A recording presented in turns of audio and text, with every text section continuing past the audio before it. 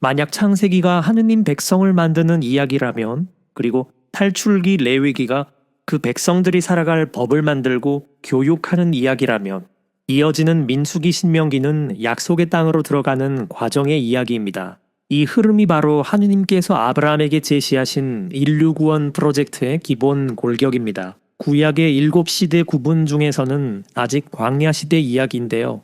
이번 영상에서는 레위기 다음 책인 민수기를 간략하게 살펴보겠습니다. 시간적으로는 이집트를 탈출한 지 이제 1년이 조금 넘은 시간이고요. 공간적으로는 율법 교육을 마치고 아직은 시나이산에 머물러 있는 상황입니다. 자, 탈출기 후반부에서 이스라엘 백성들은 시나이산에서 하느님과 계약을 맺고 율법을 받고 성막을 만들었습니다. 그리고 레위기에서는 성막에 계신 하느님께서 모세를 통해 율법 교육을 하셨고요. 이제 민수기에서는 약속의 땅을 향해서 출발할 시간이겠죠. 하느님 현존의 상징인 구름 기둥이 움직이기 시작하면 그를 따라 곧바로 이스라엘 백성들도 시나이산을 떠나게 됩니다. 하지만 민수기가 시작되고도 약 50일간을 시나이산에서 더 머무는데요. 그동안 백성들은 두 번째 파스카 축제를 거행합니다. 그 말은 이집트 탈출 이후로 1년이 지났다는 뜻이겠죠. 그리고 인구조사도 하면서 공동체를 조직화하고 병력화합니다. 이제는 그냥 움직이는 게 아니라는 말이죠. 그들의 중심에는 하느님의 현존의 장소인 성막이 늘 함께합니다. 그 성막 속에는 십계명 돌판을 놓아둔 계약의 궤가 있고요.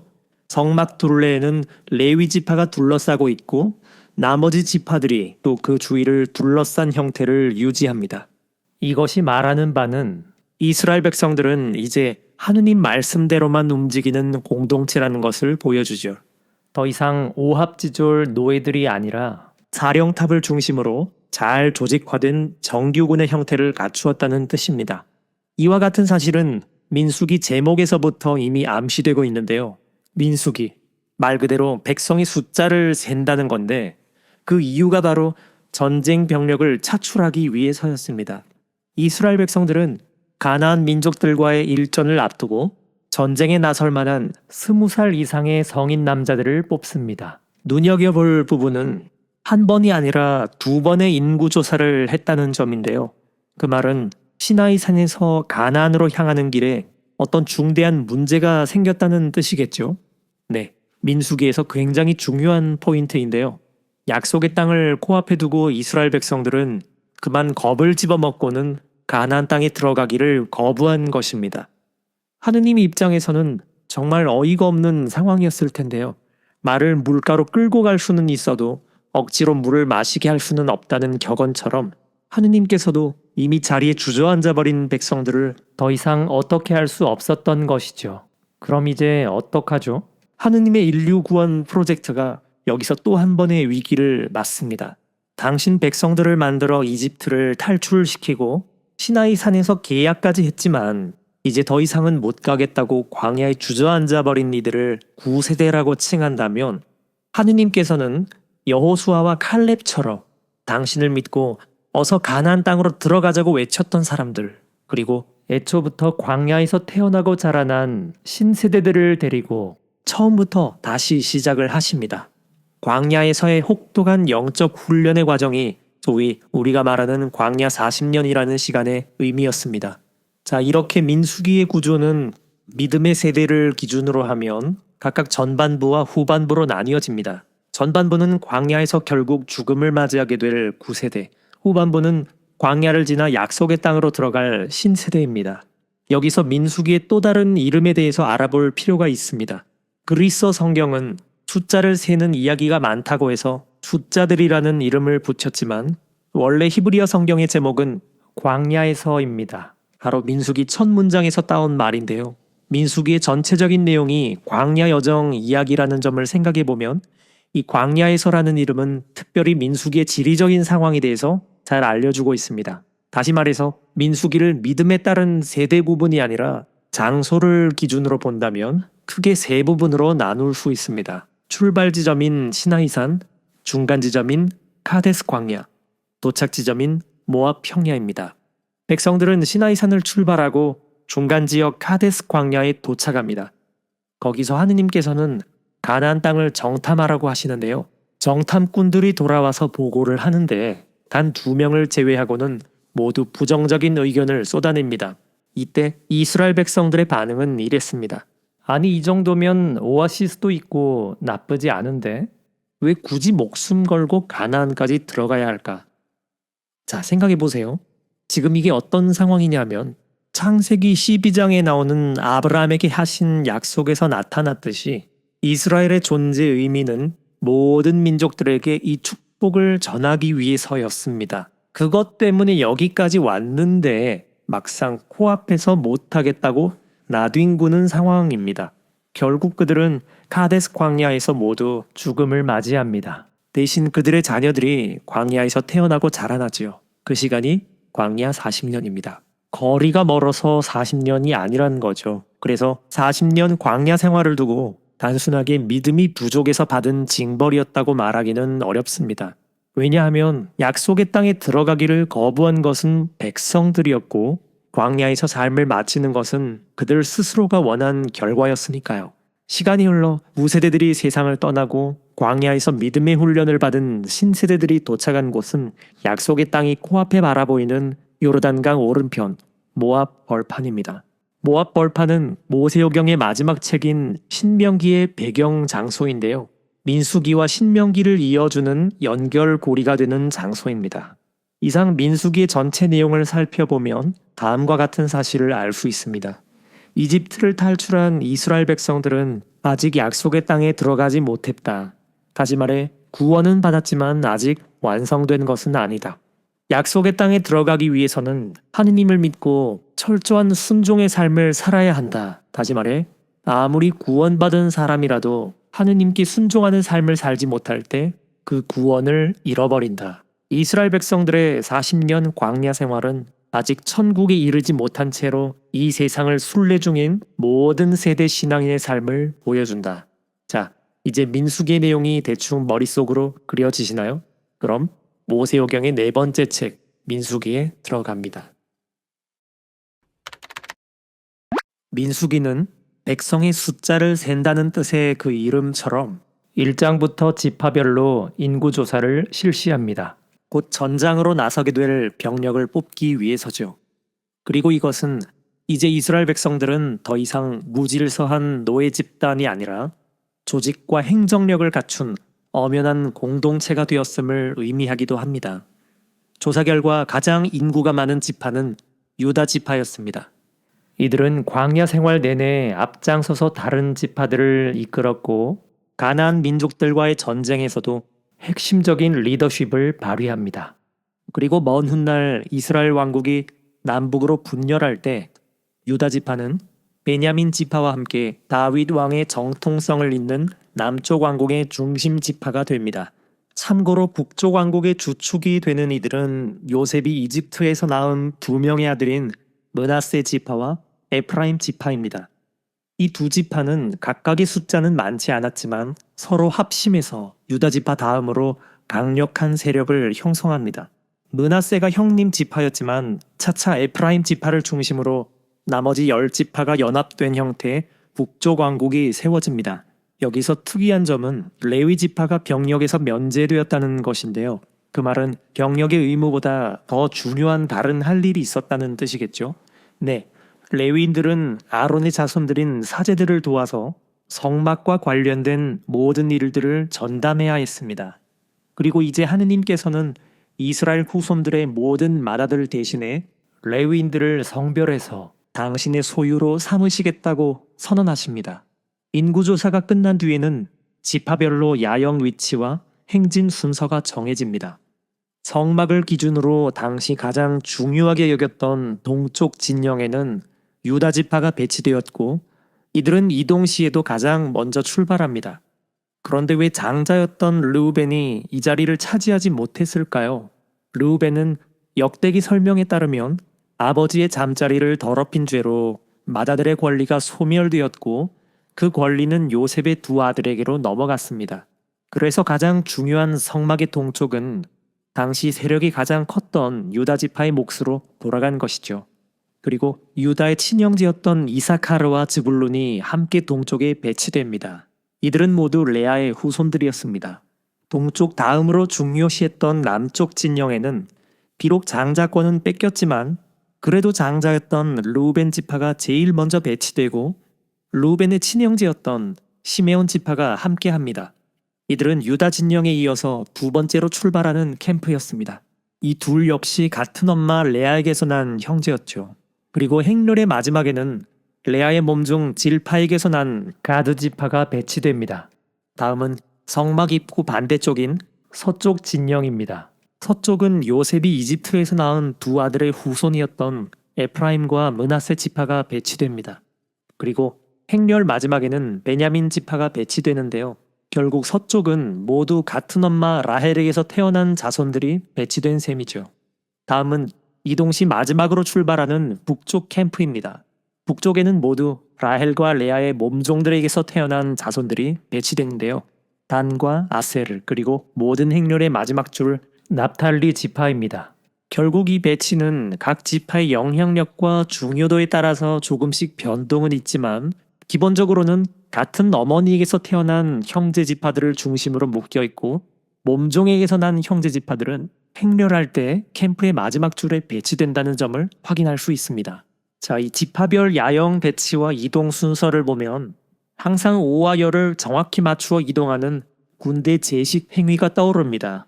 신하의 계약을 맺고 나서도 여전히 노예라는 과거의 오랜 습성을 버리지 못하고 무질서했던 이스라엘 백성들을 떠올려 보면 쉽게 이해가 가는 대목이죠. 이런 과정들을 통해서 마치 창조 이전에 무질서했던 카오스와 같았던 이스라엘 백성들은 모든 것들이 정돈되고 질서지워진 창조 이후의 세계처럼 하느님을 중심으로 질서정연하고 반듯한 삶의 태도를 갖추어 나갔을 것입니다. 그 중에서도 특히 레위 지파의 역할이 눈에 띄는데요. 레위의 아들은 3명이 있었죠. 이들의 후손들은 사제들과 함께 성막의 둘레에 배치되었고 이동 시에도 성막과 관련한 모든 기물들을 옮기는 역할을 담당했습니다. 다른 지파들은 자신들의 맏아들을 대신해서 하느님께 바쳐진 레위 지파들을 부양할 의무를 지게 됩니다. 이어서 민수기 5장에서는 레위기에서처럼 정결함에 관한 지침들이 이어집니다. 큰 틀에서 보면 탈출기 후반부부터 계속 동일한 신학적인 메시지가 이어집니다. 내가 거룩하니 너희도 거룩해야 한다는 말씀을 살아가는 것. 그리고 구체적인 삶 속에서 하느님 말씀에 순종하지 않으면 그 거룩함을 잃어버린다는 것이죠. 한 가지 차이점이 있다면 민수기에서는 더 이상 이론이 아닌 실제 상황이란 점이겠죠. 이어서 6장에서는 나지르인에 대한 이야기가 나옵니다.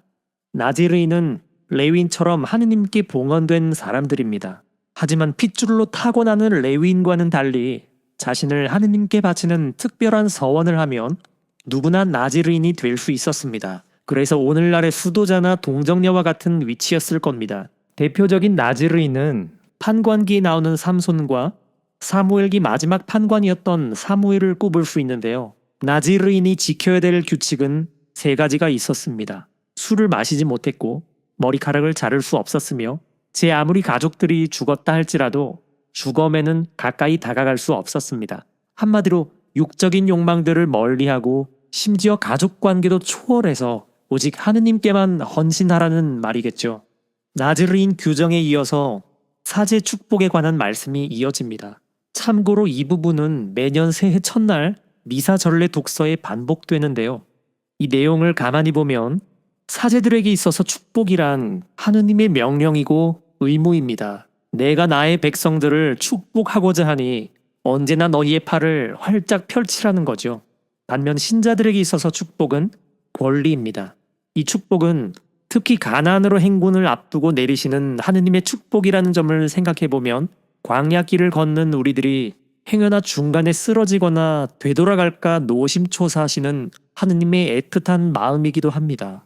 이어서 7장에서는 탈출기 마지막에 이미 한 번 했었던 성막 봉헌식 장면이 마치 한 번 더 하는 것처럼 여기서 또다시 언급됩니다. 그러면서 각 지파별 우두머리들이 성막에 예물을 바치는 장면이 매우 지루하게 토시 하나 틀리지 않고 반복해서 나오는데요. 여기에는 여러 가지 의미가 있을 겁니다. 우선 12지파는 모두 형제 지파로서 하느님 앞에 똑같이 동등하다는 것을 말해줍니다. 그리고 하느님께서 머무시는 성막은 이스라엘 사람들이 하느님의 백성으로서 존재할 수 있는 이유이기 때문에 항상 거룩함을 유지해야 한다는 것을 반복적인 전례를 통해 보여주고 있습니다.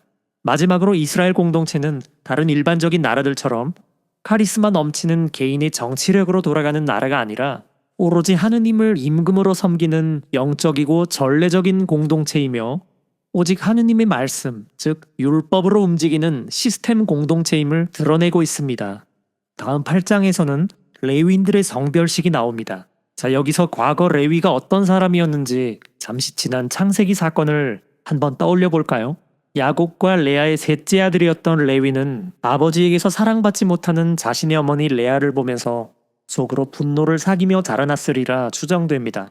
그런 그의 성격이 크게 한번 드러난 적이 있었는데요. 바로 친여동생인 디나가 가나안 원주민 족장 아들에게 업탈당한 일이었습니다. 그래서 친형이었던 시메온과 함께 잔인한 복수극을 펼쳤고 그 결과 가나안 원주민들로부터 온 가족이 냉대를 받게 되었죠. 레위에 폭발해버린 분노심으로 온 가족의 생명을 위험에 빠뜨렸던 그 일로 인해서 레위와 시메온은 아버지 야곱이 세상을 떠날 때 형제들 가운데서 유일하게 축복이 아닌 저주를 받았죠. 하지만 탈출기 금송아지 사건 때부터 레위의 후손들이 가장 먼저 열성적으로 회개하는 모습을 보였고 결국 레위 지파는 비록 육적으로는 장자가 아니었지만 어떤 의미로는 이제 가장 중요한 성물을 맡은 영적인 장자가 된 셈입니다. 민수기 9장에서는 파스카 축제를 거행하는 장면이 나옵니다. 이집트에서 처음으로 거행한 뒤 시나이산에서 바치는 두 번째 축제였습니다. 참고로 시간 순서상으로는 민수기 1장에 나오는 인구조사보다 이 9장에 나오는 파스카 축제가 먼저 거행되었습니다. 눈여겨볼 점은 부정을 탔거나 여행 중이라 부득이하게 파스카 축제에 참여할 수 없게 된 사람들을 배려하는 대목이 나오는데요. 중요한 것은 그럼에도 불구하고 파스카 축제 예식에 어떤 식으로든 참여하게 했다는 것입니다. 이것은 새로운 파스카 예식인 주일미사 참례에 대한 우리의 마음과 태도를 뒤돌아보게 합니다. 자, 드디어 시나이산을 떠나기 전에 하는 마지막 작업입니다. 10장에서는 가나안으로 떠나기 직전에 이동 중에 서로 사인을 주고받을 나팔 신호를 정하는데요. 이것은 이스라엘 백성들이 지금 떠나는 이 길은 소풍길이 아니라 전장으로 떠나는 출정식이라는 것을 다시금 보여줍니다. 그리고 백성들을 지휘하는 이 나팔은 사제들만 부를 수 있었는데요. 그것은 백성들을 실제로 움직이는 것은 하느님이란 뜻이죠. 구름 기둥과 불 기둥의 움직임을 보면서 사제들은 하느님의 뜻을 파악하며 백성들에게 나팔로 그 방향을 알렸으니까요. 그러니 지금부터는 항상 하느님께 집중해야 합니다. 그분께서는 평소에는 늘 백성들 가운데 머무시지만 앞으로 나아갈 때는 앞장서서 백성들을 인도하시기 때문입니다. 자, 이제 성막 위에 떠있던 구름 기둥이 드디어 움직이기 시작했습니다. 약속의 땅으로 가는 길. 분명 그 출발은 긴장과 설렘으로 가득했겠죠. 하지만 그 길은 사실 아무것도 보장된 것이 없는, 아니 아무것도 없는 광야였다는 것을 이스라엘 백성들은 과연 몰랐을까요? 하지만 마치 그것을 몰랐다는 듯이 시나이산 출발 3일 만에 백성들 가운데서 불평하는 소리가 새어나오기 시작했습니다. 이집트를 탈출해서 시나이산에 도착하기까지 있었던 첫 번째 광야길에서도 불평불만은 있었습니다. 하지만 이번에는 좀 달랐습니다. 탈출기 광야길의 불평은 그야말로 먹고 마시는 일, 생존과 관련된 불평이었습니다.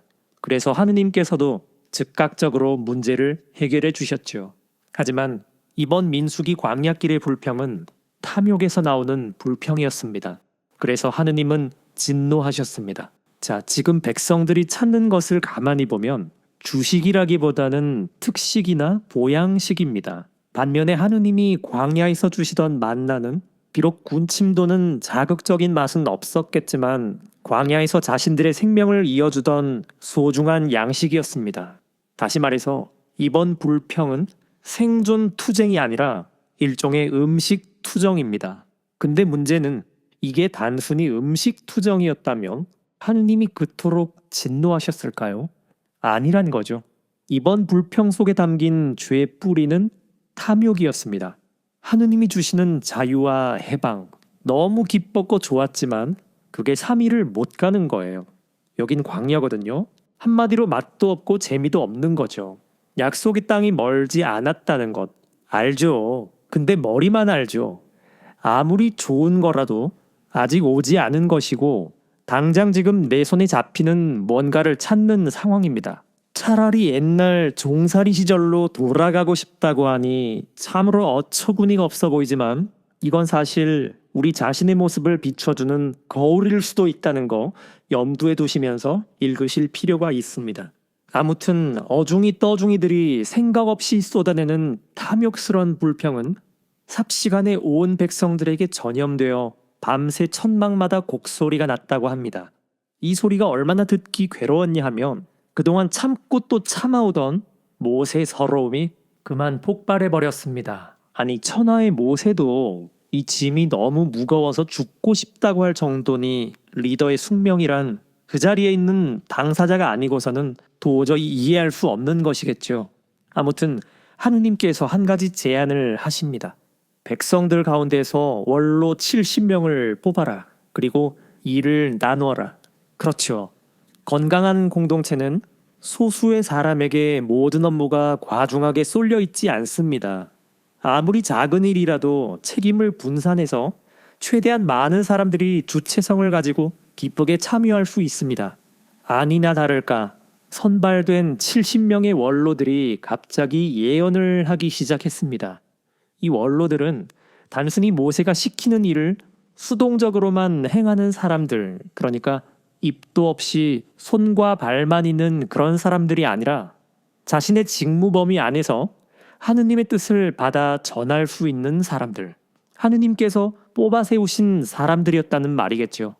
그런데 여기서 또 한 가지 중요한 점은 예언 현상은 그때 단 한 번만이었다고 합니다. 그러니까 70명 원로들이 공동체에서 선발되어 지금은 하느님의 일을 하고 있지만 그것은 하느님께서 자신의 입에 말씀을 담아 주셨기 때문에 가능하다. 다시 말해 직분의 카리스마를 받았을 때만 한시적으로 가능하다는 것을 일깨워주는 사건이었습니다. 자, 이때 모세 곁에서 수행하며 이 모든 일들을 지켜보던 여호수아가 걱정이 되었나 봅니다. 혹시 이것 때문에 모세 권위가 떨어지지는 않을까. 그런데 정작 모세는 괜찮다며 여호수아를 달래줍니다. 모세는 오히려 자신에게만 모든 것이 집중된 것이 사실은 더 위험할 수 있다는 것을 깨달았던 것이죠. 그래서 평신도 협력자의 권위를 세워준 것입니다. 하지만 모든 일에는 빛과 어둠이 있죠. 하체롯이란 곳에 도착했을 때 숨은 그림자가 드러납니다. 모세의 친누이였던 미르암과 형 아론이 모세를 시기한 나머지 그의 아내가 이방인이란 점을 약점 삼아서 공개적으로 그를 비방합니다. 그 시기 속에 깔려있는 죄의 뿌리는 교만이었습니다. 그래서 하느님은 이 삼남매를 만남의 천막으로 불러서 교통정리를 해주시는데요. 전체적으로 정리를 해보자면 하느님의 일꾼들은 자신의 역할이 크든 작든 모두 하느님과 소통할 수 있지만 각각의 직무적인 권위는 분명히 차이가 있고 그래서 서로가 서로를 존중해야 한다는 것이죠. 위에서 찍어 누르거나 밑에서 일방적으로 들이받는 모습, 둘 다 옳지 못한 모습인데 특히 이번 케이스는 모세는 존중했지만 오히려 밑에서 존중하지 못한 경우라고 할 수 있습니다. 불평과 시기, 밖으로 드러난 이 두 가지 행동의 뿌리는 탐욕과 교만이었습니다. 이 두 가지는 그동안 깊숙이 잠재되어 있다가 광야라는 벼랑 끝에서 튀어나온 인간의 두 악한 본성입니다. 그리고 두 가지 모두 공동체 일치에 큰 해를 끼치는 죄로서 하느님께서 정말 싫어하시는 것들이었습니다. 자, 이제 백성들은 하츠롯을 지나서 가나안 땅 바로 아래에 있는 파란 광야에 도착합니다. 여기서 광야 40년이라는 민수기에 큰 분기점을 만드는 그 유명한 정찰대 사건이 발생합니다. 이제 약속의 땅이 코앞이기 때문에 하느님께서는 각 지파의 우두머리들을 따로 불러서 가나안 땅을 정찰하라고 명령하십니다. 이 정찰의 목적은 과연 무엇이었을까요? 가서 그 땅의 과일을 가져오너라 라고 하느님께서 말씀하신 것을 보면 우리가 보통 상상하는 그런 군사적인 목적의 정찰이라기보다는 이제 곧 들어가게 될 그 땅이 얼마나 좋은 곳인지 당신 백성들에게 보여주고 싶으셨던 마음이셨을 겁니다. 하느님 입장에서 볼 때 이 가나안 땅은 아브라함에게 하셨던 약속의 마지막 부분이고 그럼으로써 당신 백성들을 사제들의 나라라는 인류 구원의 도구로서 본격적으로 쓰실 계획이셨기 때문에 하느님께서 지금 이 순간을 그동안 얼마나 고대하셨을지 인간적인 마음으로 한번 짐작해 볼 수 있죠. 자, 정찰 때는 40일 동안 약속의 땅, 특히 가나안 남부 지방을 구석구석 둘러본 뒤에 돌아와서 백성들에게 보고를 합니다. 하지만 여기서 두 가지 상반된 의견이 나왔습니다. 먼저 그곳이 좋은 땅임은 틀림이 없다. 하지만 문제는 저기는 감히 우리같이 보잘것없는 민족들에게 어울리는 곳이 아니다는 보고였습니다. 거기에 살던 가나안에 강대했던 여러 부족들을 보고 지레 겁을 먹었던 것입니다. 인구, 자원, 군사력, 경제력, 문화, 조직, 신체 조건 등등 그런 외적인 조건들만 바라보고 자신들과 비교함으로써 전능하신 하느님에 대한 믿음은 고사하고 하느님 백성으로서의 자존감마저 완전히 상실해버렸습니다. 우리는 안 돼 라는 부족 우두머리들이 전하는 부정적인 소문이 삽시간에 캠프 전체에 퍼지면서 백성들이 술렁이기 시작했고 곳곳에서 곡소리가 터져나왔습니다. 이 공동체는 애초에 믿음의 공동체이기 때문에 믿음을 잃으면 모든 것이 사라지는 운명의 공동체였죠.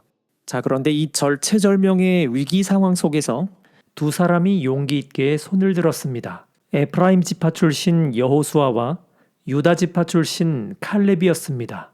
이 두 명 역시 정찰 대원이었는데 이들은 약속의 땅을 미리 둘러보게 하신 하느님의 의도를 정확하게 파악했습니다. 지금까지 우리가 잘나서 여기까지 왔냐는 거죠. 아니잖아요. 그런데 왜 지금 목적지가 코앞인데 망설이느냐? 왜 우리 스스로를 그토록 비하하는 것이냐? 그것은 전능하신 하느님을 비하하는 것이다. 근본적으로는 하느님을 믿지 못하는 것이 아니냐는 일갈이었습니다. 보이는 대로 믿는 사람과 믿는 대로 보는 사람의 차이라고나 할까요? 믿음의 눈이 없으면 10대 2라는 숫자 논리에 빠집니다. 두려움에 휩싸인 백성들 사이에서 급기야 반란의 움직임까지 일어나자 모세는 절박한 마음으로 하느님께 기도합니다. 하지만 이때 하느님의 반응은 유례 없이 단호했습니다. 차라리 다 무너뜨리고 새로 시작할지언정 지금 이들과 함께 당신의 일을 하지 않겠다는 겁니다. 현재와 같은 정신 상태로는 약속의 땅에 들어가도 문제니까요. 가나안 땅은 당시 고도의 세속 문명을 향유하던 곳이라서 지금 이대로의 하느님 백성들이라면 약속의 땅에서 자신들의 사명을 도저히 감당할 수 없을 테니까요. 아브라함 이래로 이제 약속의 땅으로 향하고 있는 하느님 나라의 방향성을 인식하지 못하고 그저 곧 지나갈 현실 속에서의 편안함과 안정만을 추구하고자 주저앉아버린 이 백성들에게 하느님께서는 벌을 내리십니다. 아니, 하느님이 아니라 사실 백성들이 스스로에게 내리는 형벌이죠. 대신에 하느님은 여호수아와 칼렙 그리고 광야에서 태어나고 자란 다음 세대들을 단련시켜 당신의 일을 해나가시겠다고 발표를 하십니다. 뒤늦게 사태의 심각성을 파악한 이스라엘 백성들은 조급한 마음에 계약의 귀가 움직이지 않았음에도 불구하고 허겁지겁 가나안 땅으로 들어가려다가 인근 산악지방에 살던 아말렉 족에 의해서 가나안 경계 밖에 있는 호르마 지방까지 쫓겨납니다. 이것은 하느님의 백성은 하느님 없이는 아무것도 아니라는 또 하나의 증거겠죠. 이제 이스라엘 백성들은 40년을 이곳 광야에서 보낼 것이고 그것은 정확히 이집트 탈출 1세대가 그들이 원했던 대로 광야에서 삶을 마감하는 시간이었습니다. 만약 구약 성경에서 가장 중요한 두 명의 예언자를 꼽아보라면 단연코 모세와 엘리야입니다.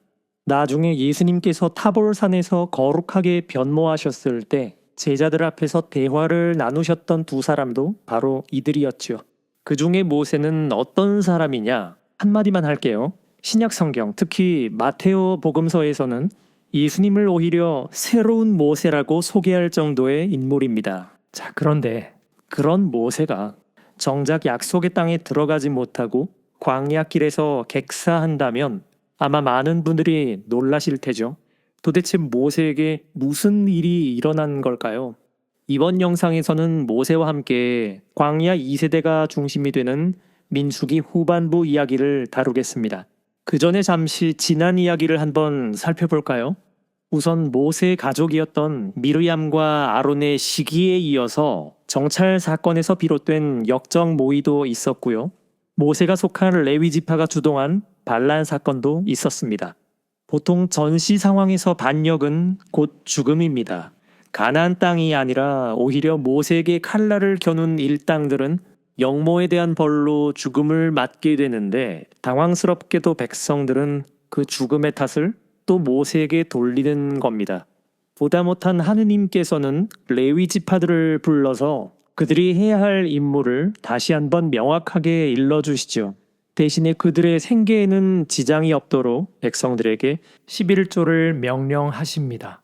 자, 이제 그럼 탈출 2세대가 중심이 되는 민수기 후반부 광야 이야기 한번 살펴보실까요? 민수기가 시작되는 지점은 시나이산이었고 지금까지 이야기가 시나이산에서 이 카데스 광야까지 이동하는 과정이었다면 지금부터는 이 카데스를 기점으로 해서 약속의 땅이 코앞에 바라보이는 요르단강 오른편 모압 벌판에 이르는 과정의 이야기입니다. 어느덧 광야에서 헤맨 시간도 40년이나 흘러 이집트를 떠나올 때부터 함께했던 이들이 하나둘 세상을 떠납니다. 그것을 상징적으로 보여주는 것이 바로 모세의 누이 미르얌의 죽음입니다. 설상가상으로 모세에게도 굉장히 불행한 일이 일어납니다. 여전히 마실 물을 요구하며 불평하는 백성들을 향해서 하느님조차도 그 겸손을 인정하신 모세가 굉장히 표독스런 말을 내뱉습니다. 이 반항하는 자들아 들어라. 우리가 이 바위에서 너희가 마실 물을 나오게 해줘? 그리고 손에 든 지팡이로 바위를 2번이나 내려치는 하느님께서는 시키지도 않은 다소 과장스러운 동작들을 합니다. 한마디로 바위에서 물이 솟아난 이 기적이 마치 자신에게서 나오는 힘인 양 유세를 부린 거죠. 거룩함이란 오직 하느님의 본성인데 마치 자신의 것인 양 굴었던 모세의 교만해진 마음을 하느님께서 보시고 예외 없이 선언하십니다. 너희도 약속의 땅으로 들어가지 못할 것이다. 세상에나 모세입니다. 탈출기부터 지금까지 모세가 살아온 삶을 쭉 생각하면 아무리 그래도 모세는 아주 잠시라도 약속의 땅에 들어가 봐야 하는 것 아닌가? 라는 인간적인 생각이 들기도 합니다만 아니란 거죠. 자신의 죄로 한 번 거룩함을 잃어버린 사람은 그것을 다시 회복할 때까지는 거룩하신 하느님과 아주 잠시라도 일치할 수 없는 것입니다. 이것은 레위기와 민수기를 관통하는 신학의 강조점이기도 하고요. 무거운 마음을 잔뜩 짊어진 모세와 이스라엘 백성들은 느리바의 샘물을 뒤로하며 드디어 카데스를 출발합니다. 카데스 광야에서 가나안으로 이르는 가장 빠른 길은 당연히 직진하는 길이었겠죠. 하지만 그 산악지대에는 아말렉족이 버티고 있었고 약 40년 전 이스라엘 백성들이 만용을 부려 무턱대고 가나안 땅으로 올라가려다가 이들에게 크게 한번 혼쭐이 난 적이 있습니다.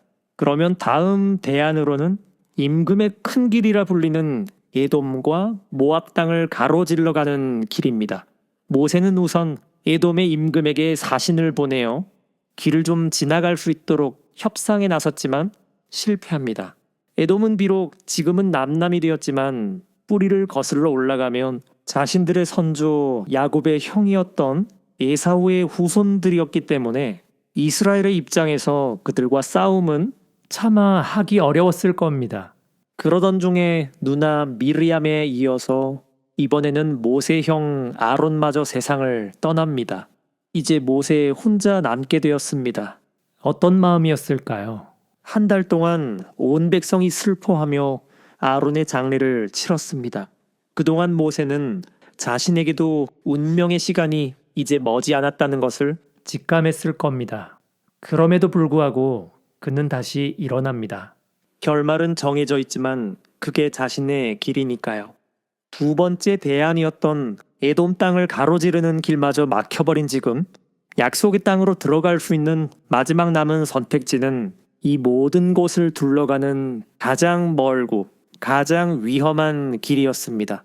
하지만 역설적으로 그 가시밭길에서 신약의 예수 그리스도의 십자가를 예표하는 구원 사건이 일어납니다. 바로 구리뱀 사건인데요. 끝도 없이 쏟아내는 백성들의 불평불만에 하느님께서는 불뱀을 보내셔서 수많은 이스라엘 백성들이 목숨을 잃었다고 합니다. 현실적으로 생각해보면 그쪽 광야에는 원래 독사가 우글거리는 지역입니다. 예를 들어 북아프리카나 아라비아 반도 쪽에 서식하는 카펫 바이퍼 같은 종류는 한번 물리면 마치 불에 타는 듯한 고통을 겪으며 즉사한다는 맹독성 독사로 알려져 있습니다. 색깔도 꼭 붉은색 꽃무늬를 하고 있어서 정말로 불뱀이라고 불릴만 했습니다.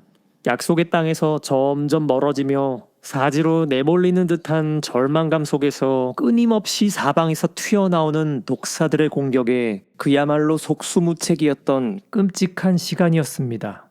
무리바의 셈에서 한때 교만함에 빠졌던 모세였고 또한 불평만 늘어놓던 백성들이었지만 결국 그들이 기댈 분은 하느님이었습니다. 살려달라 간청하는 모세의 기도에 하느님께서는 의미심장한 해결책을 제시하십니다. 구리뱀을 만들어 높은 장대에 매달아 불뱀에 물린 이들이 그것을 바라보게 하여라. 웬 구리? 당시 백성들이 지나쳤을 것으로 예상되는 루트 가운데 가나안 땅 남쪽 아카바만 근처에는 팀나 계곡지대가 있는데요.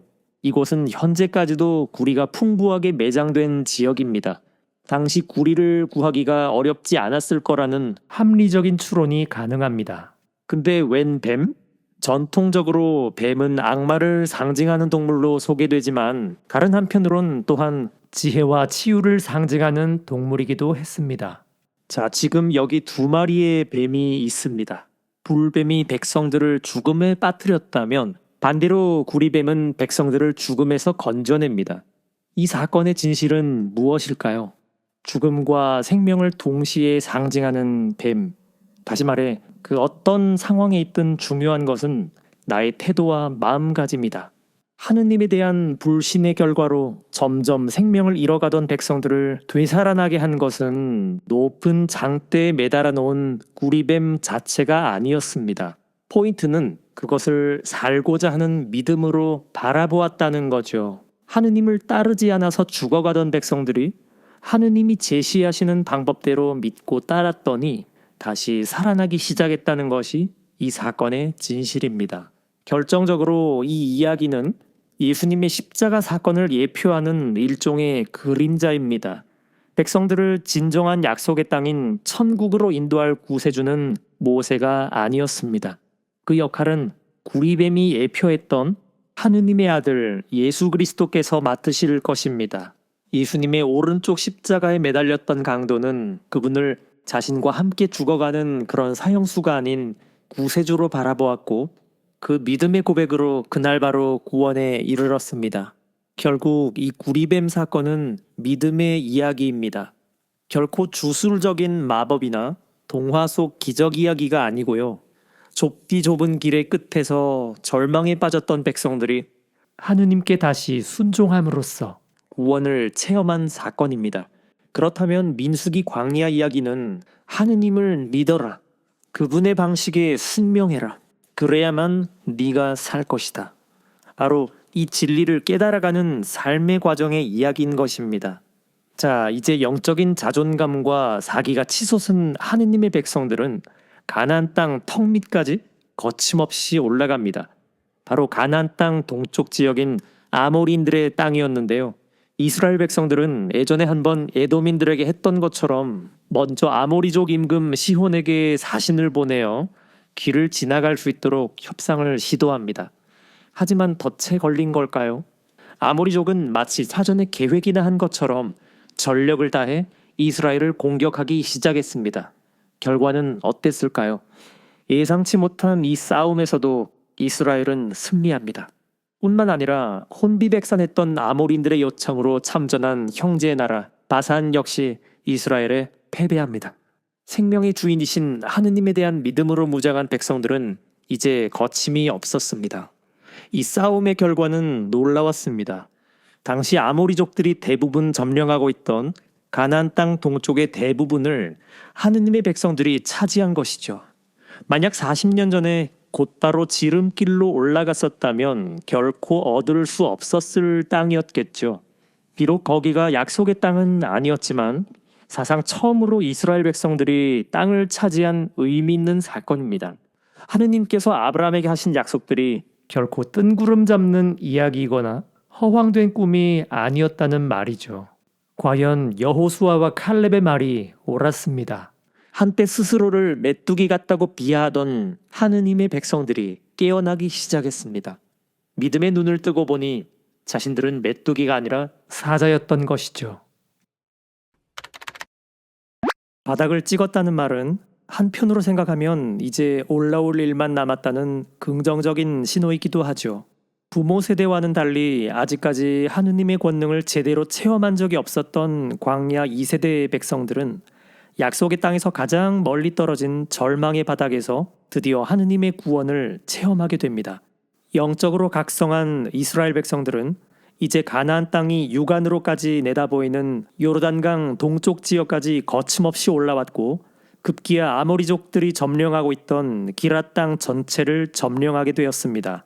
사자의 다음 먹잇감은 모압이라는 소문이 가나안 땅 주변에 금세 퍼졌겠죠. 게다가 이스라엘의 전투력을 실제로 목격한 모압 임금 발락은 얼마나 겁에 질렸던지 유명한 이방인 주술사 발라함을 불러서 이스라엘 백성들을 저주하는 굿판을 해주기를 청합니다. 약속의 땅을 두고 벌어지는 이 싸움의 본질은 단순한 민족 간의 물리적인 충돌이 아니라 하느님과 바알 신과의 영적인 싸움이었습니다. 주술사 발라함과 관련해서 한 가지 재미있는 이야기가 끼어 있죠. 저주 청탁을 받고 모압 임금을 만나러 길을 나선 발라함을 막아섰던 당나귀 에피소드인데요. 동물과 대화를 나누는 일종의 우화 형식으로 표현된 이 이야기는 동물도 알아보는 하느님의 현존을 어째서 하느님의 모상으로 창조되었다는 인간들이 못 알아보는 것인지 어리석은 인간들에게 던지는 자연의 질문 같습니다. 뿐만 아니라 우리 주변에서 마치 우연처럼 일어나는 크고 작은 사건들은 우리가 더 큰 죄악에 빠질 것을 염려하시는 하느님의 주의와 경고일 수 있다는 것을 암시합니다.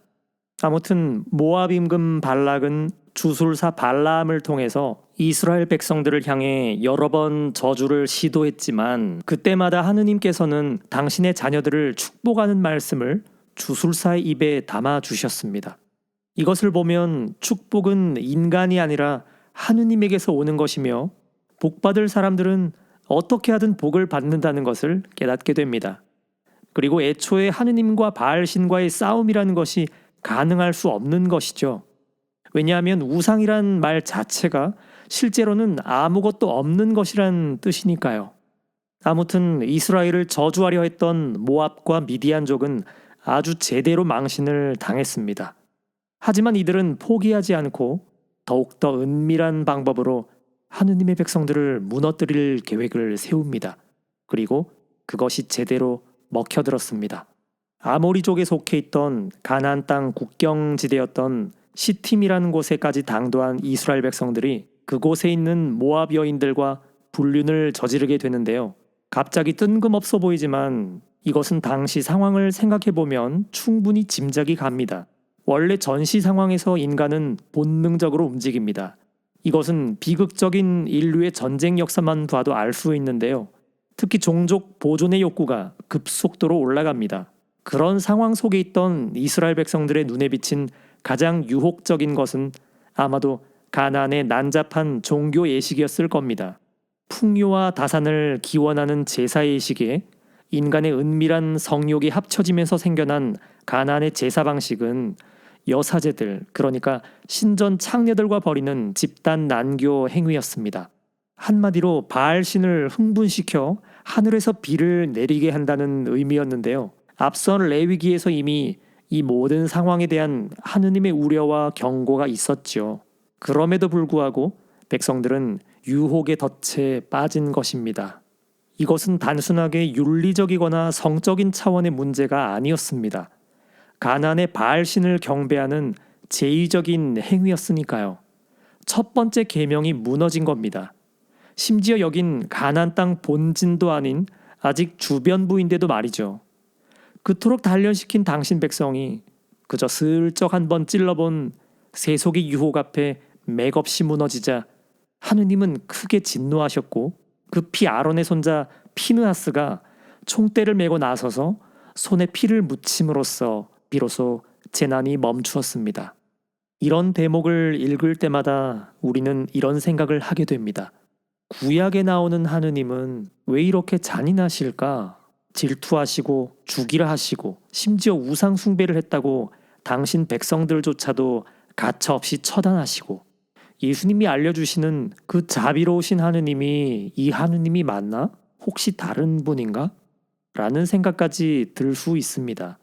구약 성경, 특히 민수기나 여호수아기를 읽을 때는 우선 고대 전시 상황이라는 것을 반드시 염두에 두어야 합니다.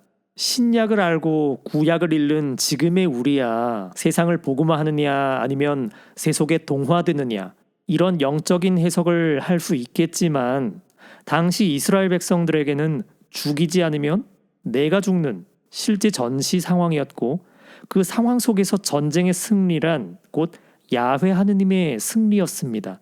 이집트를 탈출한 뒤에 나오는 승전가인 미르얌의 노래를 보면 하느님은 적들을 물리치시고 우리를 보호해 주시는 일종의 전쟁의 신처럼 묘사되고 있지요.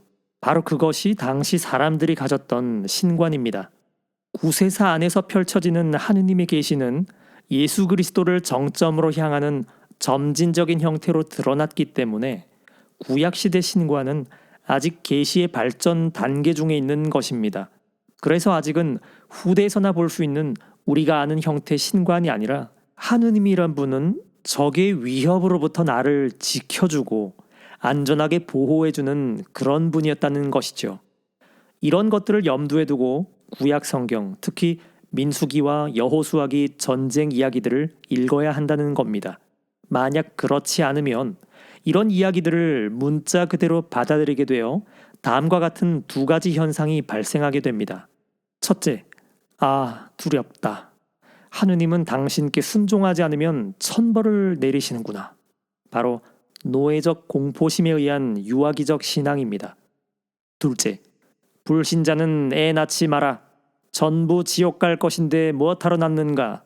살아있는 하느님 말씀의 신앙이 아닌 인간이 만든 글자 속에 묶여버린 배타적이고 공격적인 신앙입니다. 자, 그렇다면 바알신을 숭배한 당신 백성들에게 경노하시는 구약의 하느님에게서 신약의 백성들인 우리들은 과연 무엇을 읽어내야 하는가? 첫 번째 계명이 무너지면 모든 것이 연쇄적으로 무너진다는 것입니다. 실제로 이스라엘 백성들은 후대 나라가 멸망하고 유배를 떠난 뒤에야 이 모든 비극의 원인은 하느님을 저버린 바로 자신들에게 있었다 보았습니다. 그래서 자신들의 죄가 불러온 이 끔찍한 결과에 대한 그 통탄스러움이 민수기 속 하느님의 회초리로 표현되었다고 봐야 할 것입니다. 이상 가나안 땅 국경지대인 시팀 지역 프오르산 근처에서 있었던 일이었습니다. 비극적인 재난이 그렇게 마무리되면서 이스라엘 백성들은 하느님의 명에 따라서 두 번째 인구조사를 실시합니다. 뚜껑을 열어보니 하느님께서 미리 예고하신 대로 탈출 1세대는 더 이상 아무도 남아있지 않았습니다. 모세 자신 그리고 여호수아와 칼렙 외에는 말이지요. 백성들의 숫자도 전체적으로 그만큼 더 줄었습니다. 전시 상황에서는 단 한 명이라도 아쉬운 법이지만 약속의 땅으로 향하는 이 영적인 싸움에서 산술적인 숫자는 큰 의미가 없다는 것을 지난 광야길에서 뼈저리게 체험했습니다. 수치적으로는 분명 더 줄었지만 믿음으로는 오히려 더 충만한 숫자였습니다. 조사 결과 광야 1세대들이 모두 사망했음을 확인한 모세는 믿음의 눈을 가진 여호수아를 자신의 후계자로 공식 임명합니다. 새로운 야전 사령관을 중심으로 전열을 가다듬은 이스라엘 백성들은 하느님의 백성으로서 가장 중요한 1계명을 위반하도록 자신들을 유도했던 모압과 미디안 연합군과의 싸움을 다시 시작합니다.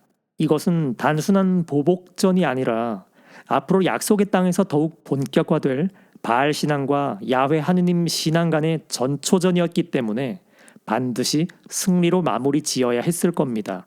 싸움의 결과 이스라엘은 승리했고 요르단강 동쪽 지방을 완전히 차지합니다. 자, 그런데 이 동쪽 땅은 예상치 못한 전리품이었기 때문에 누가 그 땅을 차지할 것인가 하는 논란이 당연히 있었겠죠. 르우벤과 가드 지파가 먼저 손을 들었습니다. 당시 가축대가 많았던 그들이 보기에 요르단강 동쪽 기랏 땅은 목축하기에 너무나 좋은 곳이었습니다. 그래서 그들의 아내와 어린 자녀들이라도 이곳에 먼저 자리 잡고 살도록 모세에게 허락을 요청했고 모세는 그 청을 받아들입니다. 다만 20살 이상의 장정들은 요르단강 서쪽, 그러니까 약속의 땅을 완전히 차지하기 전까지는 가족들에게 돌아오지 못한다는 조건으로 말이죠. 이렇게 해서 르우벤 지파와 가드 지파 그리고 므낫세 지파의 절반에 해당하는 사람들이 우선 요르단강 오른쪽 땅에 먼저 자리를 잡습니다. 자, 이렇게 모압 벌판을 배경으로 민수기가 끝이 나고 곧바로 이곳에서 모세의 마지막 가르침인 신명기가 진행됩니다. 하지만 민수기가 끝나고 나면 비로소 보이는 것들이 있는데요. 시작점인 시나이산에서 백성들의 모습은 어땠나요? 순종하는 백성들, 다시 말해 하느님 말씀대로 질서정연하고 일사불란한 공동체 모습이었죠. 하지만 카데스를 중심으로 한 광야 한가운데서는 극도로 혼란스러운 모습을 보여줍니다. 그것은 하느님 말씀에 따르지 않는 불신과 불순종의 결과였습니다. 하지만 다시 구리뱀 사건을 계기로 믿음을 회복한 백성들이 최종적으로 도착한 모압 땅에서는 다시 질서를 회복한 백성들의 모습을 보여줍니다. 자, 보세요. 순종과 불순종 그리고 다시 순종이라는 이 민수기의 순환식 이야기 배치는 중간에 끼인 불순종과 그 부정적인 결과를 극대화시킵니다. 무슨 말일까요? 이 험하고 거친 인생이란 광야길에서 유일한 인도자이신 하느님을 믿고 따르지 못하면 과연 어떤 결과가 초래되는지 너희가 직접 한번 보란 것이죠. 생존에 있어서 극한의 장소인 광야, 아무것도 없는 곳이기에 역설적으로 하느님을 만날 수 있는 곳, 하느님의 방향과 하느님의 방식을 철저히 따랐던 자들만이 살아남은 곳, 약속의 땅은 결코 거저 주어지는 것이 아니었습니다. 이런 광야를 통과하는 자들만이 얻을 수 있는 승리의 월계관이었습니다. 이것은 마치 겉보기엔 그냥 돌덩이에 불과한 광물이 엄청난 재련 과정을 거쳐 금으로 탄생하는 과정과도 같습니다. 혹독한 광야길을 거치며 믿음의 단련을 받은 이스라엘은 비로소 하느님 나라의 사명에 걸맞는 하느님 백성의 면모를 갖추게 됩니다.